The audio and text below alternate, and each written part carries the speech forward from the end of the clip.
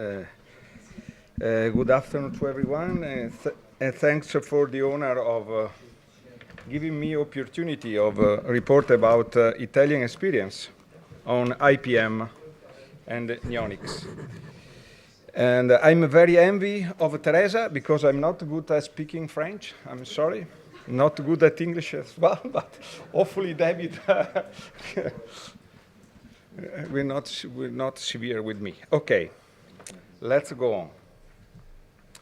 The starting point. The prophylactic use of neonicotinoids at maize sowing had an important role to cause honeybees losses, as we know now.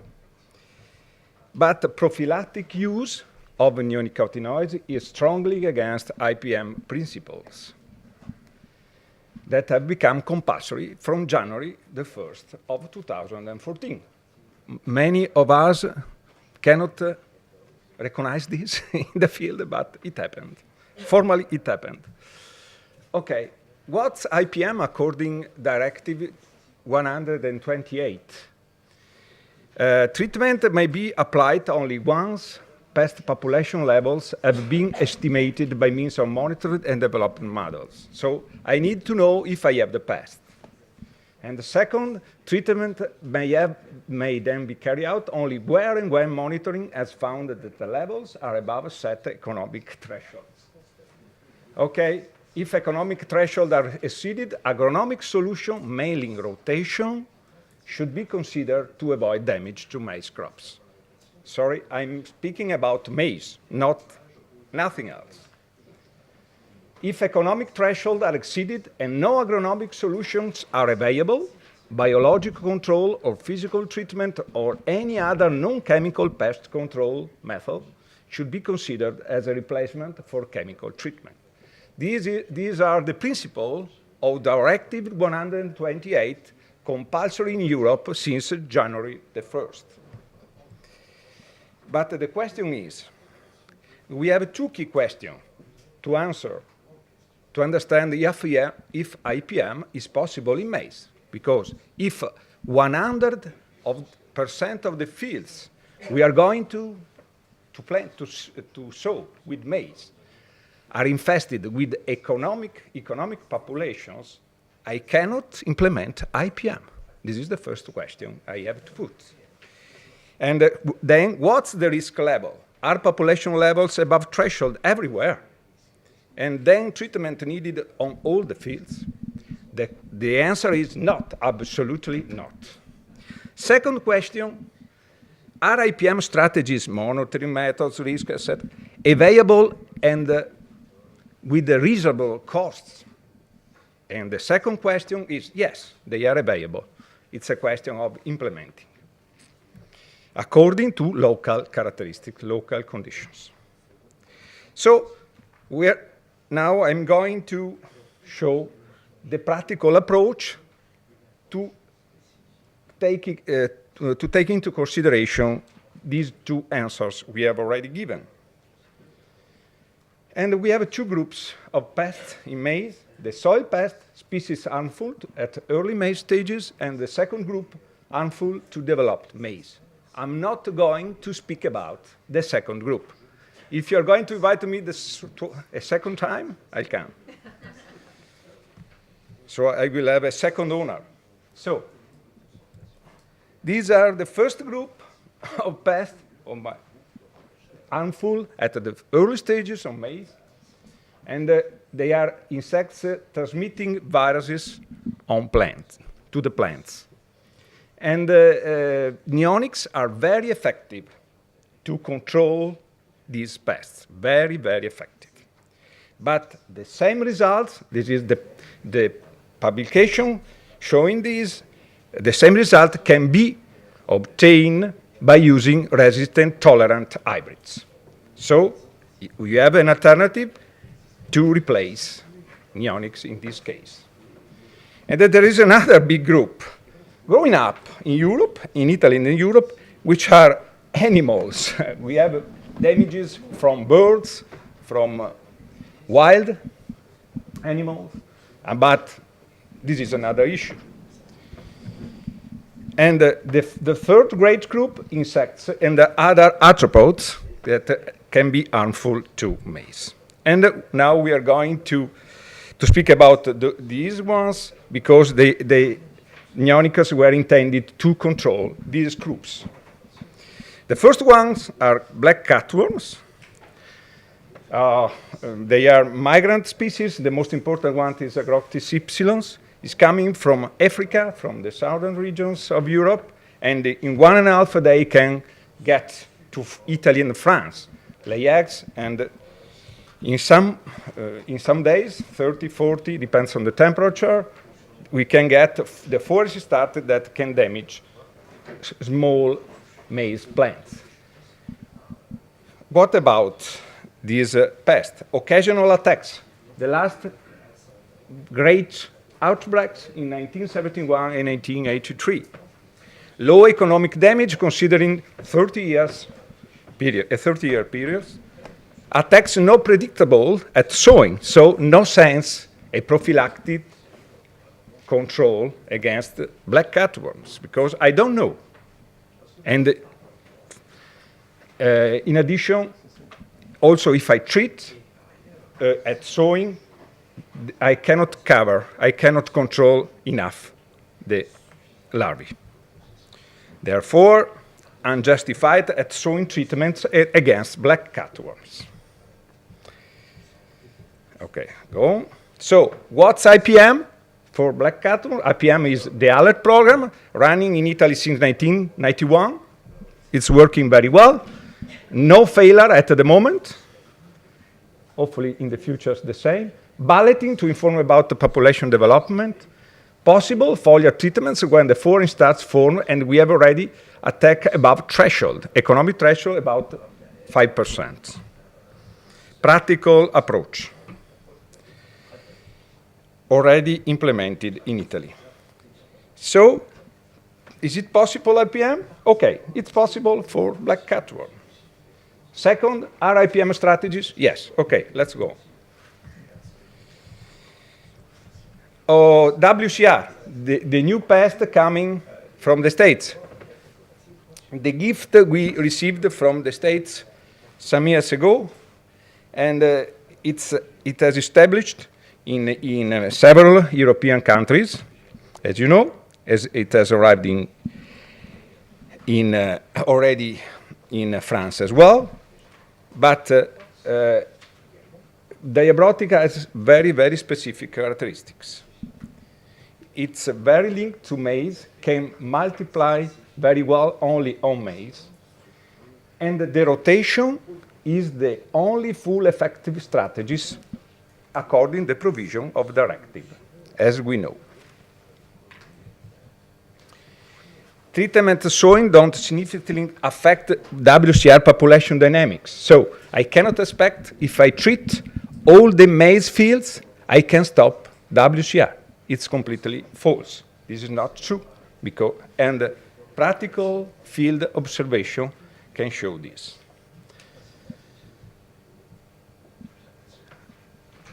Insecticides can fail, so cases unjustified at sowing treatments. In most cases, at sowing treatments is unjustified. And we have the threshold, 6 beetles per trap per day over a 3-6 weeks period. This is the trap, the common trap used to assess the threshold. And observation in Italy is that if you interrupt continuous maize only once a year out of 5, 6, 8 years, one only, soft rotation, that is not dangerous for the farmers, you can stop Diabrotica population, WCR populations. You can see 1 year, the first year after interruption, very, very, very low root damage. No root damage. And the low root damage kept for 4 consecutive years, compared with continuous maize. So 1 year, only 1 year interruption out of many years of continuous maize is enough to stop the populations. So we suggest a soft rotation for WCR. Soft rotation with sorghum, soybean, whatever, because the other nice thing is that any crop is the interruption, is a good interruption, whatever. Even a maize crop as a second crop if you plant maize late. So we have a very large number of possibilities to manage the pest. Treatment may apply only once pest population level. Okay, so answer to our two first questions, we have available solutions, rotation is effective, and then what Annex 3 of Directive 128 can be completely met. Biological control also is available. Nematodes seems work well against the larvae. So rotation is the best. But if I also have a biological alternative to chemicals if I have an economic population. So the risk level, if I take this approach, is low. Are IPM strategies monitoring methods available? Yes. Based on Directive 128, IPM of Debrotica only means that the implementation of rational rotation, soft rotation in my version, without any chemical treatment at sowing or later against beetles. And the third important group of pests, wireworms. Wireworm exists, and they can damage maize till to cause resowing of maize. These are, anyway, not 100 of fields each year are damaged. And these are the results of a survey carried out over a 30-year period in Italy. Less than 5% of the fields had visible damage, not economic, visible damage. Less than 1% have eye damage. And economic damage measured less than 0.1% over 30 years in northeastern Italy. This is a survey carried out in Po Valley, and you can see out of all 183 fields monitored, only 2.7% of these fields had visible damage, and none of 183 had the economic or severe damage. But what about Europe and France?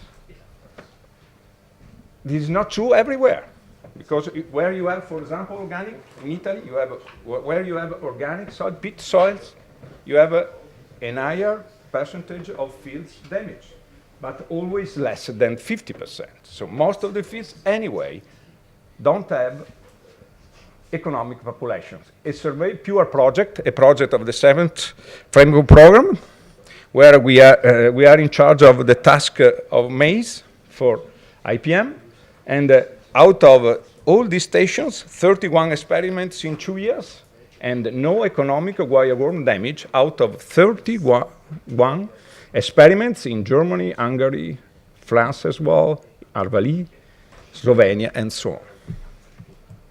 So the threat is not so high, also considering Europe as a whole. So the question is, do we have tools for IPM? Yes, we have. The first strategy is to understand which are the agronomics risk factors, and they are all clear after 30 years of research. Continuous plant cover, double crops, meadow, alfalfa, and so on, as previous crops increases the risk. Pit soils, high organic matter content, previous damage, and high beetles captures. Putting together some different risk factors, we can understand, we can predict if we are going to have a damage or not. The probability each year. And these are the traps we are using. or most famous. These are traps because we have an approach area-wide, because we don't have to forget that the farmer has to survive, has to get money from cropping. So we have to give to the farmers feasible solution, practical solution to understand, and at a reasonable cost. I cannot ask to a farmer to spend 300 euros for monitoring, for example. I need a low-cost approach. And the low-cost approach is, I go back, an area-wide level approach, a network, a large network where I can understand where I have areas with risk factors, with high population, where the risk is higher, and only where the map says that I have an higher risk here, I can put the traps for larvae that allow me to understand where really I have economic populations. This is the threshold published, fresh published. And these are maps that can be produced, 5 minutes are, that can be produced from this side, applying these methods. Okay. Some about the yield information. So several trials before the big case were carried out in Italy, because IPM was an issue for us before the problem for the bees. And in a sample, and in a balanced samples of fields in northeastern Italy, we compared the neonics, seeds, fungicides only, gaucho, regent, cruiser, and also later clotiadinin poncho. More than 60 fields and more than 1,000 plots in 5 years. And these are the results. You can see that no significant differences between the treatments out of these 1,000 plots. Random. And 2028, it doesn't mean that sometimes a field is completely destroyed by the wireworms. Okay, and the second group, you can see, again, 109, 107, no significant differences between the treatments. 2009, no, these were my data, but fortunately someone else carried out similar trials in Italy, so they are not my data, but different data. And you can see the same results. In Italy, not only in the eastern part of Italy, this applies to all Po Valley, also central part of Italy, some stations, hybrid, this is the average, 17 trials. 2009, CRA, our ministry research station for maize, and these are the data. No difference between the treatments. 2010, the same group, Carlotta Balconi and colleagues, you can see the same results. A different hybrid that was chosen to have an hybrid less tolerant at having more damage. Anyway, no difference. Okay, this is a summary of the IPM procedure. Professor Bonmaison is the author. Of that. Bonmeton. Oh, sorry. Apologize, Mark. I'm too tired today. Okay, so summarizing, what's the risk level? Low. Are IPM strategies monitoring and so on available? Yes. And mutual funds may allow a rapid implementation of IPM. So what can be the key factor to turn the key and having IPM implementing everywhere in Europe, also in France? And good question. And this is the approach, the mutual funds approach. So we have IPM strategies. We know how to do. We know that the risk is low, and we know where the risk is high. but we have to start implementing this. And it is not usual for arable crops. For vineyard, for orchards, there is a tradition, but not for arable crops. So we need a starting point that we ask to the politicians. And this is supporting very hardly the mutual funds, because mainly in the first years of implementation of IPM, you take an higher risk, because you are at your first experience. You don't know very well your fields from that point of view. You are not used to assess the larvae. You are not used to understand the risk factors. But if I have a tool that covers my risk, okay, there's no more problems. I will be paid for the risk I take. So I can keep my gross margin, my net margin, better, my net margin. So this is, and from 2014 in Italy, we started with the mutual fund for maize in early stages, and this is, I have all the information. Also, we supplied this contract from a practical point of view. These are the costs, less than 15 euros per hectare, if you consider only pest damage, the covering of the pest damage. But these mutual funds are in a framework in which we are trying to cover all the risks for the farmers. The farmers should be covered as he was cultivating under the walls. And this is the strategy for the future, and these are the advantages of mutual funds. Reduction of cost per hectare. They cost less than the prophylactic use of insecticides. So they save money. First question, a very important question. Because the risk is low. If I treat 100 and I have the risk at 1 or 2%, I can save a lot if I don't treat. And it's very easy. So if I have only 5 hectares, I cannot save money enough for the year, I have a problem. But if I put together all the farmers, I can cover these risks very well. And we have all the data to cover. The key point was, the key point was to give information to the insurances to understand how to cover the risk. And they say, okay, that's fine, I cover.